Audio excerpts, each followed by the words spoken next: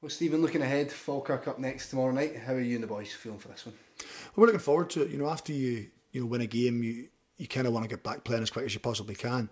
It was quite emphatic last week here against St Mirren, so we're looking to kind of carry that on. We've put people in different positions. We change their shape now and again, so it's almost just to see what the players can do. If they can continue to replicate their form. I said to you a couple of weeks ago, we wouldn't let the season just dwindle away. We want people to still put in good performances. The manager's looking to put people on the bench. David Turnbull was in the squad and Sally didn't make the bench, so it shows he's looking there, and that if anybody does well, they're ready to step up. Shea Gordon was on the bench as well, so there's an opportunity for players to get themselves involved. There will be potentially a couple of senior players dropping down because they need to get game time. The most important thing is there's 5 games left for the first team, so we have to try and have as many players fit as we possibly can. But on our side of it, with goal difference in it, I think a draw guarantees us 5th place.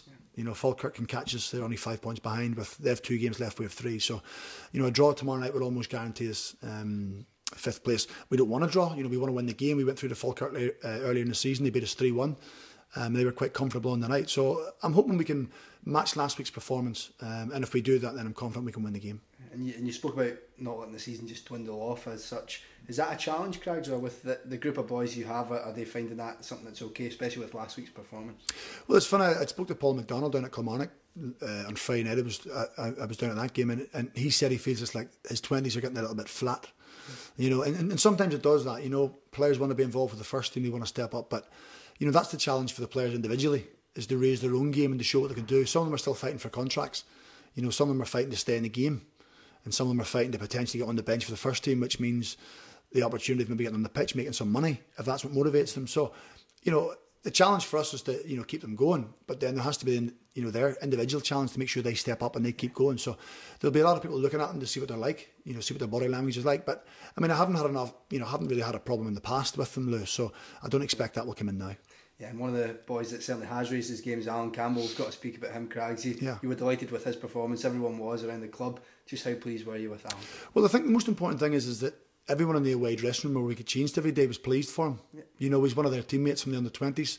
He captains our side at under-20 level. He may not be back the rest of the season, which is fine because we want him to play in the first team. So, you get a general feel of what Alan's like as a personality when everybody wants him to do well. I remember speaking to you a while ago, and I've spoken to the players that they have to live and breathe football. They have to live and breathe and wait for their opportunity to come along. And Alan lives his life right. He trains right. He trains waiting for an opportunity.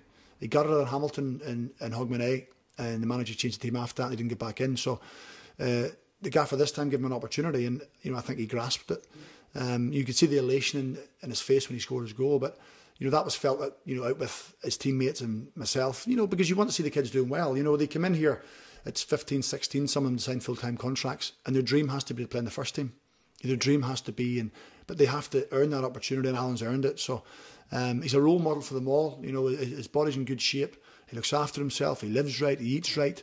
He's a prime example for a young player coming into this club. If you want to play in our first team, use Alan as your role model. I've said before, normally it's a first team player who is like that. Yeah. But Alan's like that in the away dressing room for the young players. He's a likeable young man. He conducts himself in the right manner. So if anybody deserved the opportunity and deserved the praise in his moment of glory, it was Alan. But there's more to come. That's the thing. He then has to challenge himself. He has to replicate it. Doing it once is not enough. So, he's level-headed enough to push himself on. Yeah. And just finally, Stephen, any team news ahead of the game tomorrow? Yeah, well, Alan won't be playing. Alan played last week for us. He won't be playing. So Shea will get some game time. Tom Fry will play, coming back from Annan. Dylan Mackin's available. Jacob Blythe may play. Just with Louis Mott coming back, Jacob was on the bench. He came on at the weekend. So there's an opportunity for those guys to go and push on and show, I'm ready to go. So, I just want a strong performance. It's again, the team will change from last week, but the individual players' responsibilities has to remain the same. They still have to do the same things, how to control the ball and pass it. Their passing options still have to be the same. They have to maintain their own standards, even though the person playing beside them or in front of them may have changed. They have to still do the right thing. So if we do that, then let's hope we can go and cement 5th place and win the game. Yeah, well, we look forward to speaking to you tomorrow night. Cheers, Liz. Thanks. Cheers.